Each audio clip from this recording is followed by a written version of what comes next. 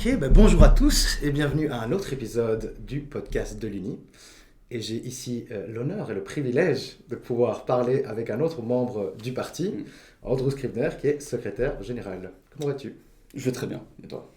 Très bien, le meilleur moment de mon week-end, c'est venir enregistrer et parler avec vous. Donc, comme j'ai dit à tout le monde, il est secrétaire général. Je vais le laisser se présenter un petit peu. Et puis, je pense qu'on aura une conversation très intéressante sur deux thématiques que j'ai en tête. Ben, j'espère bien. Écoute, on verra les thématiques. Mais oui, comme Edouard a dit, je m'appelle Andrew William Scribner. Je suis secrétaire général de l'Uni. Ça veut dire quoi? En cours, je suis en charge du bureau de l'Uni. Et je supervise et je coordonne les activités de nos trois commissions, qui sont la commission de recherche, de communication et le secrétariat. Autre que ça, je travaille et j'étudie à Maastricht, aux Pays-Bas. Je suis un membre du conseil de l'université, j'ai été élu l'année passée. Et donc c'est la même chose que Charles faisait avant, je connais Charles de ce parti. Et en octobre de 2023, Charles m'a proposé de rejoindre son nouveau parti, son nouveau projet. Bon, quand j'ai entendu ça au début, je pensais que Charles était un peu fou, puisqu'il lance un parti politique quand il a à peine 22 ans.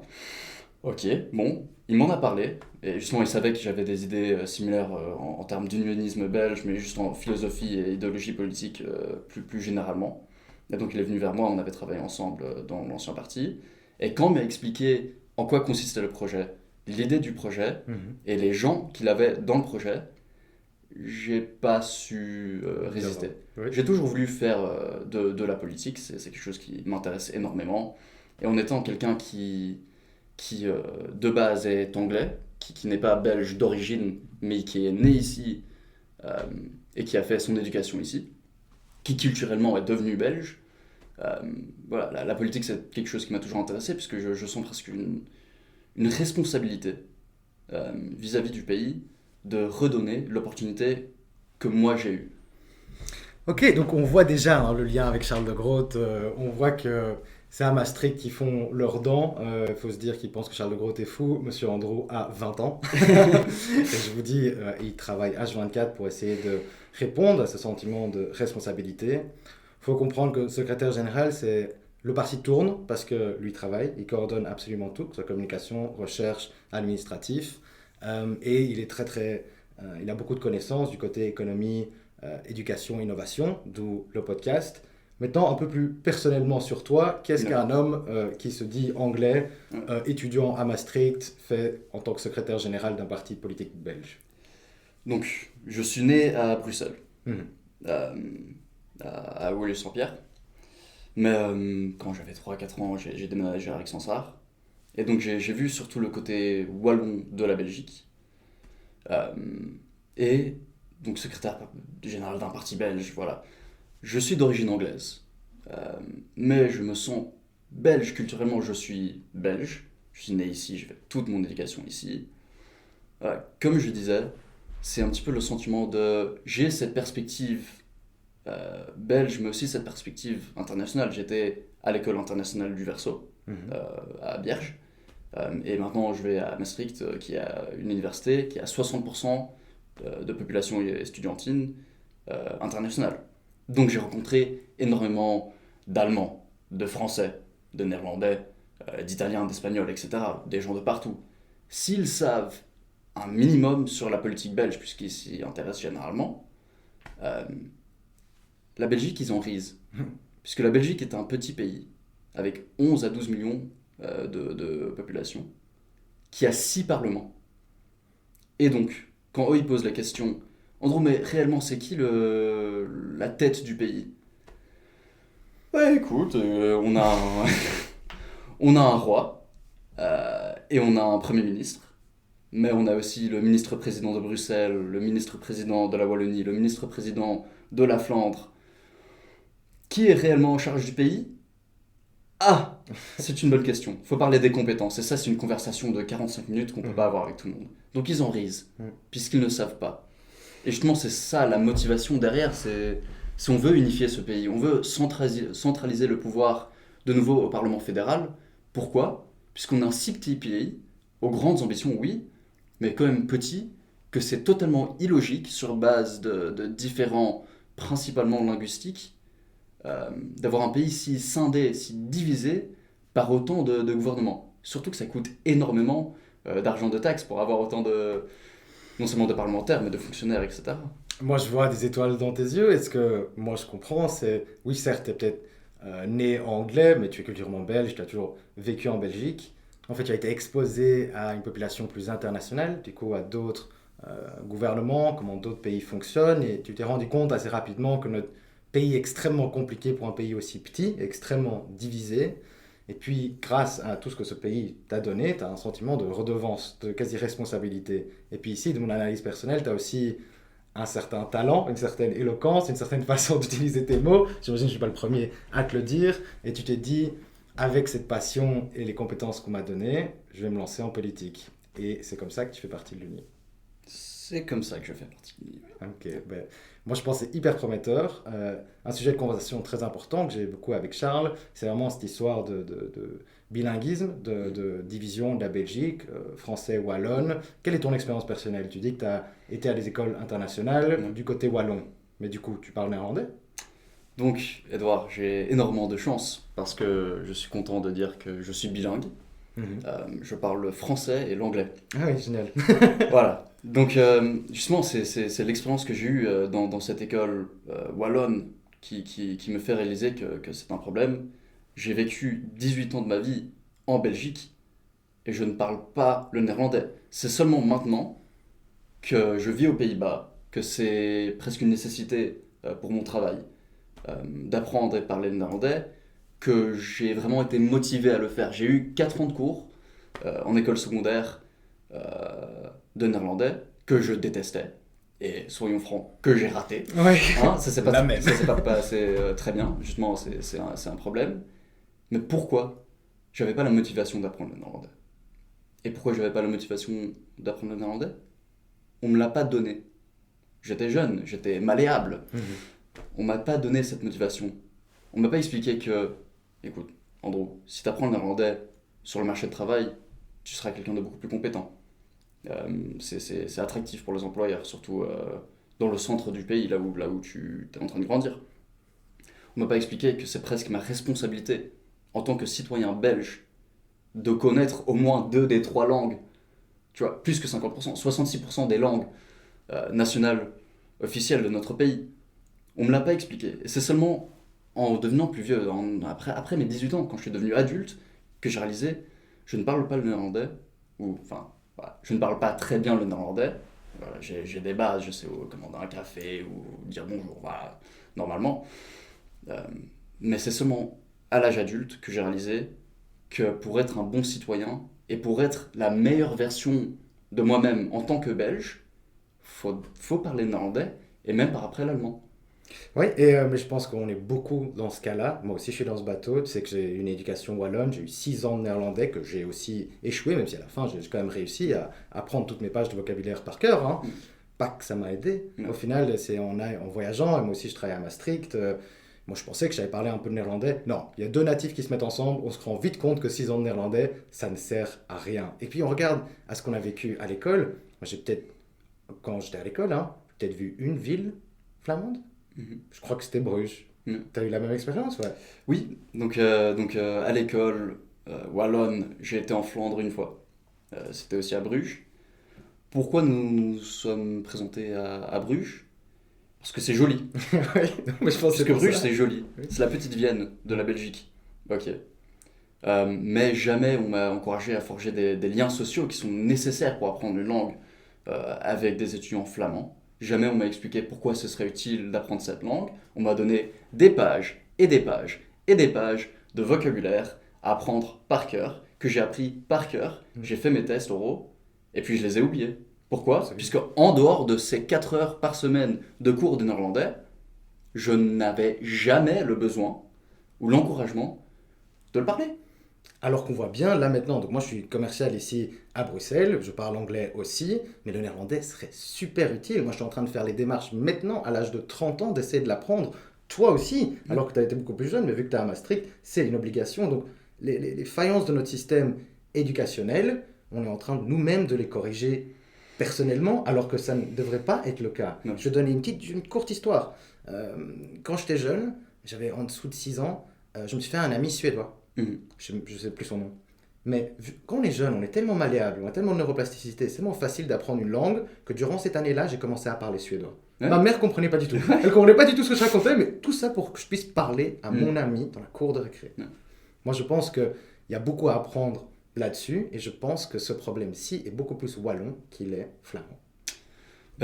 C'est pas seulement une impression, on regarde les statistiques et c'est simplement une vérité. Hmm. Non seulement la majorité des Flamands parlent le français, la majorité des Flamands sont trilingues. Ils parlent le néerlandais à leur langue natale, ils parlent le français qu'ils ont appris à l'école, ils parlent l'anglais. Hmm. Et donc maintenant on se pose des questions. Ok, pourquoi la Flandre, généralement, est beaucoup plus attractive pour les entreprises, disons, américaines ou juste européennes qui vont venir s'installer en Belgique? Ah, parce que tout le monde là-bas parle anglais, ils savent communiquer. En Wallonie, pas trop. Pourquoi, généralement, le taux d'emploiement est beaucoup plus avantageux en Flandre qu'en Wallonie? Ah, peut-être puisque les gens savent communiquer dans toutes les langues et sont objectivement, par résultat, des gens plus compétents, plus employables, plus attractifs. Et que ce genre de choses crée ces divisions et même l'accentue. Parce que du coup, eux, ils vont regarder la Wallonie et faire « Oh, mais vous avez beaucoup de gens qui ne travaillent pas. Regardez, nous, on travaille. C'est facile pour nous. » Alors qu'en fait, on a un système éducationnel qui s'est rendu très difficile d'apprendre une langue. Maintenant, j'ai pas envie de te poser une question facile en mode où est-ce qu'une entreprise se mettrait, quelles sont les règles en Belgique pour investir, etc. Non, j'ai envie de te challenge parce que c'est nouveau sur le podcast, donc pourquoi pas. Donc moi je suis un peu plus vieux, j'ai rencontré des gens partout dans ce pays maintenant. Et indépendamment de où j'ai été, Wallonie, Flandre, Aken, etc., moi j'ai l'impression que notre génération, on est tous un peu foutus. C'est comme si le rêve de la classe moyenne était absolument morte. Que ce soit wallon ou flamand ou pays germanophone. Et c'est vraiment... Je te donne une courte histoire de moi. Donc j'ai commencé à travailler à Liège juste après mes études. J'ai un double master, j'ai travaillé dur, j'étais motivé. Je commence à faire des 70-80 heures semaine. Je travaillais aussi fort que je pouvais. Tout ça pour me rendre compte, après 3 ans, qu'en fait, je ne mettais pas beaucoup d'argent de côté. Le salaire était correct pour la Belgique, mais en fait, j'avais tellement de dépenses que après 3 ans, j'avais peut-être mis 10 000 euros de côté. Du coup, je vais à la banque, et moi j'étais avec ma copine, et j'ai voulu acheter une maison, et je me suis rendu compte que, en fait, il fallait que je travaille encore 10 ans comme ça, pour même espérer acheter une maison. Mais attends. Si tout le monde a ça, moi je suis sûr que nos parents n'étaient pas dans ces situations. Moi, ma mère à cet âge-là avait déjà acheté 2 maisons, c'est sa 3e voiture, elle avait 2 enfants. Moi, l'idée même d'avoir des enfants, c'était foutu. Donc voilà, moi je pense que le rêve de la classe moyenne est morte, et il faut absolument le résoudre. Est-ce que tu as des idées ? Est-ce que tu es d'accord en fait ? Certainement, je suis d'accord. Okay. Je regarde mon propre parcours, ma vision de ma vie future. Même moi, j'ai l'impression que je vais pas pouvoir acheter de maison avant mes 40 ans, 45 ans. Et puis seulement après, peut-être avoir des enfants. On ne sait pas, mais c'est extrêmement compliqué. Même sur 2 salaires, ça devient extrêmement compliqué. C'est vraiment le top 10% de notre génération qui va peut-être pouvoir acheter une maison avec les prix qui sont exorbitants et les salaires qui ne montent pas forcément si vite que ça. Donc oui, c'est un problème énorme. L'autre problème de cette moyenne classe qui semble se dissoudre, c'est qu'on voit historiquement que quand les moyennes classes se dissoudent, comme en Allemagne en 1930 par exemple, c'est là où les extrêmes politiques commencent à monter. Et ici en Belgique, on voit quoi ? On voit l'extrême gauche qui monte en Wallonie à Bruxelles, le PTB qui est maintenant le plus grand parti à Bruxelles, dans le grand baromètre, et le Vlaams-Belang en Flandre, qui monte extrêmement vite aussi. Maintenant, on peut tous reconnaître que c'est un problème. Y a-t-il des solutions ? Pour moi, la structure des taxes en Belgique fait que c'est un pays où c'est très avantageux d'être riche et très désavantageux de ne pas l'être. Donc voilà, les salaires sont taxés, si tu fais plus que, disons, 4 000, 5 000, 6 000 euros bruts, seront taxés à presque 50%. Oui. Ok. Mais les revenus sur les plus-values, donc sur ton patrimoine que tu as déjà, que ce soit l'immobilier, les actions ou les dividendes que tu reçois sur base des actions que tu as dans une entreprise, sont taxés à un très très bas taux. Donc, disons, ton taux de taxe sur une action que tu vends après l'avoir eue pendant un an, tu sais à combien c'est taxé? Bah, j'imagine pas 52% comme mon salaire. C'est taxé à 0%. Oh, génial. C'est super, hein? Super. Ok. Le dividende que tu vas recevoir sur base de ta- enfin, sur base des actions que tu as dans une entreprise Mhm. sera taxé à peut-être 15-30%, ça dépend. Ok. Ouais. Donc si tu as déjà un patrimoine, tu peux garder tes sous très rapidement, très facilement, et tu restes riche, tu deviens de plus en plus riche. Si toi tu es jeune, tu n'as pas de patrimoine, pas d'héritage, même si tu vas à l'université, tu fais comme toi tu as fait 2 masters, tu trouves un bon travail qui te paye généreusement, tu peux faire ce travail pendant 10 ans, et j'en connais qui font ce travail pendant 10 ans, toi inclus. Est-ce que toi, Edouard, tu te sens plus riche que tu l'étais il y a 10 ans? Donc, non, je vais quand même revenir sur le fait que il a quand même beaucoup de connaissances pour un homme qui a 20 ans, je trouve. Je pense que prendre l'exemple de l'Allemagne en 1930 et ce qui s'est passé par la suite, et justement dans notre pays, la montée de deux extrêmes, c'est pas juste inquiétant, vu qu'on sait ce qui s'est passé par la suite en Allemagne, c'est extrêmement inquiétant, qu'une solution proposée ici est de euh, changer un petit peu notre taux d'imposition qui est fixé par barème sur les salaires, donc le revenu généré, mais tu montes très très vite dans les barèmes. Hein. Pour ceux qui ne travaillent pas encore, tu veux ton 3500 € brut par mois, tu es déjà dans l'avant-dernier barème, tu vas être taxé à du 40%. Ouais. Alors que des gens qui sont juste investis leur argent, ou leurs grands-parents ont investi de l'argent, ils sont quasi pas taxés. Donc est-ce que moi je me sens riche après 10 ans? La seule façon, vraiment, où j'ai été à un moment riche, c'était pas en travaillant dur, c'était en investissant mon argent. Ouais. Et vraiment, à force d'heures stupides, à force de sacrifices, en mettant un petit peu de côté à chaque fois, en prenant vraiment des produits minimalistes, en prenant peu de vacances, la vraie façon où moi je me suis fait de l'argent, c'était en investissant. Donc moi je pense que changer le taux d'imposition ici en Belgique est une bonne idée. Je pense qu'il y a aussi d'autres solutions qu'on pourrait penser, non? Voilà. On va parler concret, on Vas-y. va parler de propositions, d'idées. Voilà, il y a un problème. Comment veut-on le résoudre? Il y a pour moi 3 étapes qu'on peut prendre. Donc, principalement, c'est lever les taxes sur les revenus, disons, passifs, donc les plus-values Mhm. et les dividendes. C'est baisser les impôts sur le salaire. Mhm. Euh, voilà, toujours avoir un système progressif. Donc si tu gagnes beaucoup moins d'argent, tu payes beaucoup moins de taxes, et disons au maximum tu arriveras à 40% ou 35%. Ok. La troisième manière, puisqu'on parle d'achat immobilier et l'impossibilité de celle-ci, c'est nous voulons, un, que l'État construise et bâtisse plus d'immobilier public qui seront à bas prix, mais pas seulement, puisqu'on ne veut pas seulement l'intervention de l'État, on veut aussi stimuler les entreprises de construction et plus de travail pour ceux qui travaillent dans la construction. Mhm. C'est si on va donner des exemptions de taxes pour les développeurs immobiliers qui vont créer de l'immobilier partout dans le pays qui est désigné pour avoir des loyers qui sont à moins de 1 000 euros, Mhm. eux vont avoir cet incentive de plus gagner s'ils construisent ces logements qui sont moins chers. Et par après, tu as the supply de l'immobilier qui sera plus haut, les prix vont un petit peu baisser.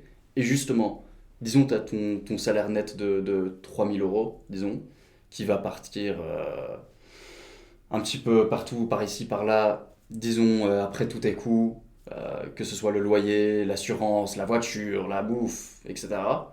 Il te reste 500 euros. Si ton Ouais. loyer, on peut le réduire de 200-300 euros, puisque tu vis dans un logement qui est moins cher, qui justement a été bâti, puisque c'est bien pour le business de l'immobilier lui-même, la différence entre épargner 300 euros par mois et 600 euros par mois est énorme. Est énorme et tu as tout à fait raison. Hein, c'est la plus grosse charge que les familles ont, la plus grosse dépense, c'est effectivement le loyer. Si tu es ici à Bruxelles, tu veux juste un endroit qui est correct, tu vas payer 1000 à 1400. Du coup, la plupart des gens de notre génération, ils vont vivre en colocation. Et l'objectif de permettre à la jeune génération de mettre un petit peu de côté, c'est pour avoir assez, juste pour avoir des fonds propres pour pouvoir s'endetter et acheter leur maison. Et de nouveau, comme dans toutes nos discussions avec l'Uni, c'est pour redonner espoir. Si on ne redonne pas espoir à ces jeunes, ils vont se regarder et faire « je ne vais pas travailler jusqu'à 65, 67 ans et en fait, ne qu'à 45 ans, pouvoir avoir des enfants et acheter ma maison ». Mais ici, je suis avec Andrew, on est dans un podcast, donc on est aussi là pour émettre des idées. Moi, je pense que c'est 3 très bonnes idées et que c'est le début. Le fait même qu'on ait cette conversation avec un politicien, un futur politicien qui parle comme ça, c'est incroyable.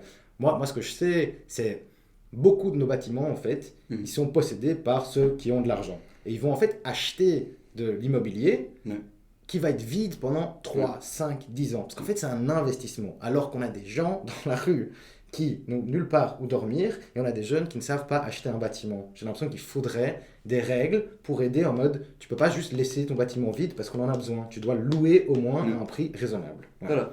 Pour moi, il y a clairement des différences. Si c'est, voilà, t'as un patrimoine qui est très généreux, t'es dans le top 10, 5, 1% des Belges, et t'as une maison que tu vas visiter 3 fois, 4 fois par an, disons à Knock, qu'elle reste vide, ok, c'est dommage, mais ça va. Si tu as 4 appartements sur Avenue Louise qui sont constamment vides, puisque uniquement le fait de les laisser là et l'augmentation de la valeur de ces appartements sont suffisants pour que ce soit un investissement logique et intelligent, ça, faut arrêter. Ça, c'est ridicule. Qu'il y a énormément de bâtiments entiers qui sont vides à Bruxelles alors qu'on a des gens qui sont sur la rue, qui ont froid, qui tombent dans l'alcoolisme et la consommation de drogue, puisqu'ils ont froid, ils n'arrivent pas à dormir. Et ça, c'est vide. C'est fou. Voilà, je parlais un petit peu impoliment, mais c'est du foutage de gueule. C'est absolument du foutage de gueule. Mais c'est du foutage de gueule. C'est pas juste en Belgique, c'est un peu... C'est partout. Voilà, c'est le système. Donc pour moi, il faut imposer des mesures fiscales qui font en sorte que, disons, tu vends ton immobilier sur Avenue Louise, ton appartement sur Avenue Louise que tu as acheté il y a 10 ans à 400 000 € qui vaut maintenant 900 000 €. Disons que pendant ces 5 ans, tu as passé, disons, plus que 70% du temps à avoir cet appartement vide, qui logeait personne. Ok, ben ton taxe sur la plus-value de la vente que tu vas faire sur cet appartement va être à 50-60%. That's a good idea. Ça, c'est une bonne idée. Ça ferait sens. Et en plus, les gens qui ont ces bâtiments depuis extrêmement longtemps et qui sont vides, ils vont avoir peur de devoir payer ça quand ils leur vendent, mais ils ont aussi peur d'avoir des locataires. Pour eux, c'est plus facile de ne pas en avoir, mais ils ne comprennent pas que ces locataires sont quand même assujettis aux lois belges. Voilà, tu vas pas juste laisser des gens rentrer, ils vont pas tout casser, c'est pas comme ça. Non. Sinon ils vont perdre leur dépôt et tu vas prendre une amende. Voilà. Il y a des lois contre ça, c'est normal. Le système légal de la Belgique est fait pour protéger les riches généralement. Donc voilà. L'idée c'est pas de punir les gens pour être riches, mais c'est d'avoir un système fiscal qui va encourager les riches à justement donner l'opportunité à d'autres de le devenir aussi. On veut pas taxer disons ton héritage ou tes dividendes, ou tes plus-values. On va pas taxer ça à 60%, on n'est pas communiste. Clairement pas. Mais le fait que le système est tellement favorable à vous, non, on veut juste un système qui est aussi favorable aux travailleurs qu'il est aux riches. Absolument. Comme ça, quand le travailleur devient riche, puisque justement on veut prôner une culture de l'innovation et de l'ascension sociale, que lui aussi ait l'opportunité que le riche auparavant ait eu. Absolument, et je pense que c'est absolument nécessaire, parce que si notre jeune génération, et on compte sur eux pour la suite, s'ils n'ont pas espoir et n'y croient pas, ils ne vont pas travailler dur, on ne va pas avoir d'innovation, et notre pays va stagner. Et ici, ce qui est proposé, ce n'est pas du tout en mode, on va passer de ces 0 à 15% de taxes sur plus-value à 60%. Non, ça va être des œuvres variables, qui vont influencer ce taux de 0 à 15% en fonction de certains critères, comme l'investissement dans l'immobilier qui a été vide depuis 5 ans. Voilà, mais si je devais mettre ça en une phrase, je dirais simplement, nous ne sommes pas là pour prendre ton argent, nous sommes là à justement créer un système qui t'encourage, toi, étant très riche, d'utiliser ton patrimoine d'une façon qui va bénéficier tout le monde. Donc voilà, si tu baisses ton loyer, ton appartement est vide, tu baisses le loyer proposé à 100, 200 € de moins, comme ça il se remplit, ben, quand toi tu veux éventuellement vendre ton bien, tu le vendras au taux de taxe normal plutôt qu'aux taxes additionnelles qui sera beaucoup plus haut. Justement, créer un système qui t'encourage à être riche et bon citoyen. Mhm. C'est tout. C'est pas prendre ton argent. C'est dire, si tu veux le garder, justement, c'est pas, même pas de la générosité, mais utilise-le d'une façon qui est bénéfique. C'est tout. C'est remettre la balance qu'on a totalement perdue. Moi, je suis un peu plus vieux que toi, mais bon, t'as 20 ans, la plupart des gens sont plus vieux que toi. Et j'ai vu vraiment les deux strates de la population. J'ai eu le privilège peut-être de traîner avec une strate de la population qui ont un patrimoine énorme, qui ont des manoirs et des châteaux à leur nom, des bâtiments partout dans ce monde, tu vois, dû à leurs grands-parents qui ont travaillé extrêmement dur. Du coup, j'en ai côtoyé certains qui, eux, à 18 ans, plutôt qu'aller à l'université, etc., ils ont fait « Eh ben papa, j'ai besoin de 250 000 euros, j'ai une nouvelle idée pour la meilleure app au monde. » Ils ont été demandés et ils l'ont reçu. Moi, je regarde ça, l'app a totalement foiré. Hein. C'était pas une bonne idée. Mais vu qu'il faisait partie de cette strate-là, il est maintenant millionnaire. Pourquoi? Parce qu'il a su investir, il a su trader, il a su juste acheter des bâtiments, acheter des bâtiments, acheter des bâtiments. Donc ça, c'est un des cas. Et la plupart des amis que j'avais là-dedans, c'est des cas. Mais tous ceux qui sont comme moi, là, dans cette classe moyenne, on est tous là, à louer, pas avoir vraiment d'enfants, avoir un enfant max, une voiture tout à fait normale, pas vivre quasi de mois en mois, tu vois, mais on met quand même un petit peu d'argent de côté, mais la disparité est si grande. Pour que moi j'arrive à mon ami là qui peut demander 250 000 euros, ça va me prendre 2 vies quasi. Et ça, c'est injuste. Ça fait aucun sens. Et avoir un parti qui en parle est plus que positif. Ouais. Mais je suis d'accord et je suis content d'être là avec toi en train d'en parler. Fils, bah écoute, je continue à challenger du coup. Ça, c'est une partie. Il faut travailler pour avoir un salaire, même si on est imposé à du 52%. Mais, moi, dans mon histoire, c'est quand j'ai commencé à investir mon argent comme un plouc, hein, un étudiant, un psychologue, hein, sur son PC à l'université en mode oh, putain, je vais acheter des bitcoins, je vais acheter ceci, je vais acheter cela. C'est là que j'ai fait tellement plus d'argent qu'en travaillant 80 heures semaine à devoir aller aux US et revenir, etc. Et le truc, c'est que quand je me suis fait beaucoup plus d'argent, j'ai tout perdu. Donc j'ai fait plein d'argent, mais on m'a pas appris à gérer quoi que ce soit comme argent. Donc en un an, fini, foutu. And that's an issue. Bah, c'est justement prôner cette culture, disons belge, d'innovation, mais aussi d'ascension sociale. Comment on peut aider? Bah, j'ai un exemple qui est moi-même personnel, puisque moi aussi, je suis conscient de mon futur, donc j'investis. Voilà, il n'y a pas beaucoup de gens de mon âge que je connais qui investissent. Ou s'ils investissent, c'est souvent crypto par ici, et puis day trading par là. Oui, ok, j'ai perdu mes 400 euros, mais un jour, ça va faire 5000. Et on verra, et ça va être super. Non, c'est pas comme ça qu'on va faire. C'est moi, quand je voulais apprendre, puisqu'il faut avoir 18 ans pour investir, naturellement.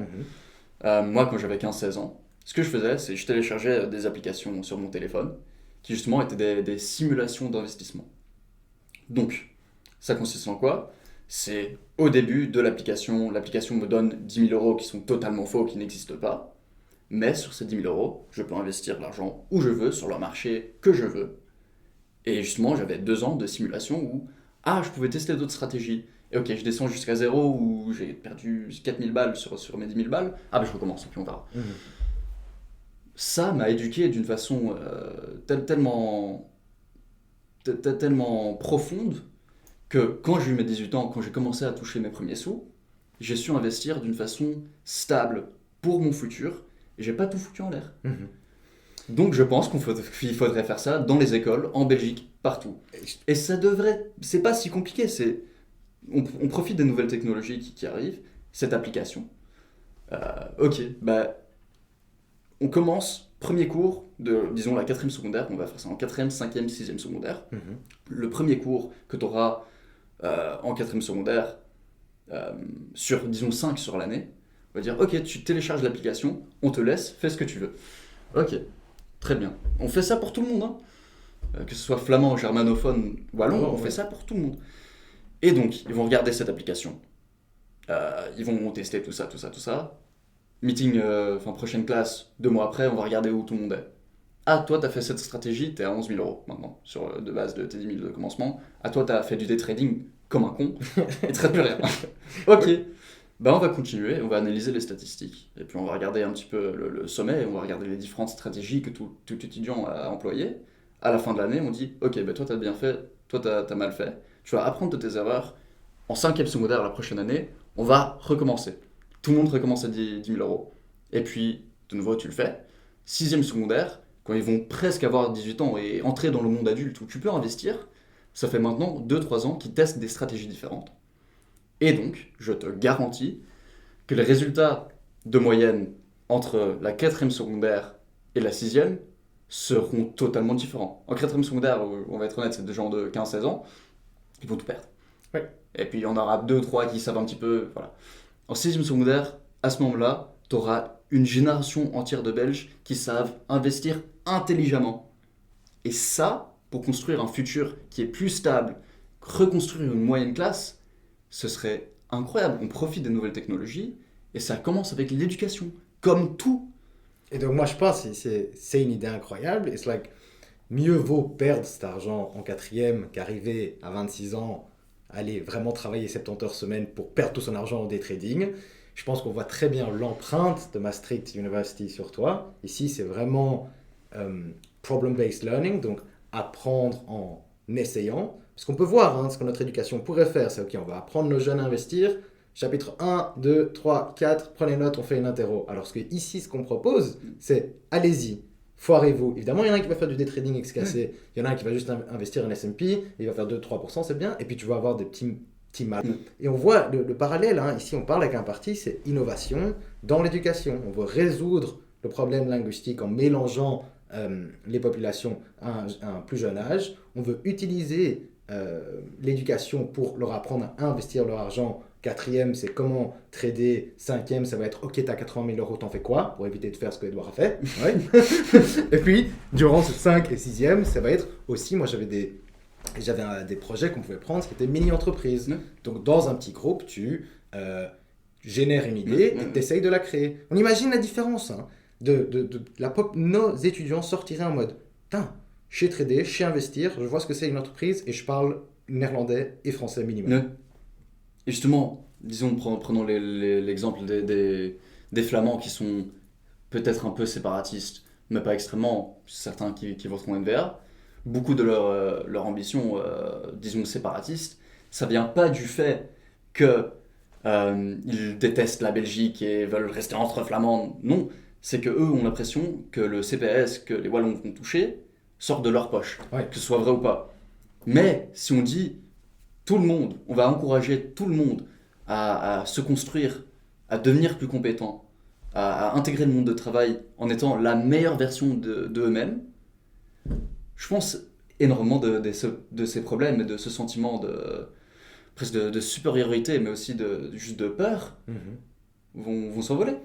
Je pense qu'avec ce que nous on vient de discuter, si un jour ça devenait faisable, où tu étais au pouvoir et tu aurais une influence, là on a parlé de comment redonner aux gens normaux de l'espoir, qu'ils puissent croire dans le rêve de la classe moyenne, mais aussi regarder vers l'avenir de comment on va réduire cette disparité économique, mais aussi civile, entre flamands et wallons. Ben voilà, disons, prenons ça pour un pur exemple, puisqu'on a beaucoup reçu la question, est-ce que nous sommes de gauche ou de droite? Ben écoute, cet esprit d'innovation et cette vision de l'économie que nous avons, il y a justement des propos de gauche. Comme la structure fiscale qui ne fonctionne pas très bien, qui est très pro-riche, mais aussi cet esprit libéral d'entreprendre, de travailler et de devenir une personne compétente. Ça, c'est aussi plus un propos de droite, mais j'ai pas envie de dire mélanger les deux, mais dire, faut un système qui fonctionne, donc si tu le deviens pas, tu ne seras pas à la rue, mais aussi un système qui, pendant ton éducation, va te pousser à devenir la meilleure personne que tu peux être, la personne la plus compétente, mais aussi le meilleur citoyen. Moi, ce que j'entends, et ça fait plaisir, parce que souvent les gens sont un peu dégoûtés des débats politiques et de ce qui peut aller, c'est au moins on croit à l'avenir là. Là, on parle de la digitalisation de nos fonctions pour diminuer les coûts et un investissement dans nos jeunes, ainsi qu'une compréhension de la problématique de nos jeunes, de vraiment se dire ok, donc je dois faire l'université, je travaille aussi dur que possible pour potentiellement avoir une maison à 40 piges et puis aller vers ma retraite qui, quand j'y arriverai, c'est 75 ans. Et les gars, soit on commence à écouter des partis comme ça, ou ça va être vraiment un monde plutôt lugubre en Belgique, alors qu'on peut faire totalement l'inverse. Et bon, on n'a pas le temps ici, mais il y a plein d'autres sujets qu'on pourrait croiser. Et je serais on va creuser. très content de revenir. D'office. Bah écoute, merci d'être là. Et plaisir, on va refaire ça. Voilà. Okay. Et j'aimerais juste dire un dernier truc aux spectateurs. Si vous aimez les idées qu'on a proposées ici, vous trouvez que ça a du sens ou que c'est intéressant, vous pouvez nous aider. Vous pouvez devenir soit membre adhérent, ça va vous coûter 10 € par an, mais sur ce base, vous rejoignez l'Uni, vous faites partie d'une équipe qui peut créer le programme, vous votez avec nous sur nos propositions. Ou, si vous n'êtes pas totalement convaincu, ce qui est possible, mais vous pensez qu'il y a le début d'une bonne idée, vous pouvez nous aider simplement en signant nos listes électorales. Si vous avez été mis, ça se fait très très facilement en 2-3 minutes, mais ça nous aide. Si vous ne pensez pas à 100% que vous allez voter pour nous, mais vous aimeriez que les autres aient l'opportunité de le faire, puisque vous trouvez que c'est au moins un petit peu cohérent, ça nous aide énormément et ça vous ne coûte rien.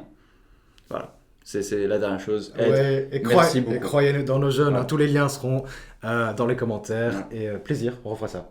Parfait.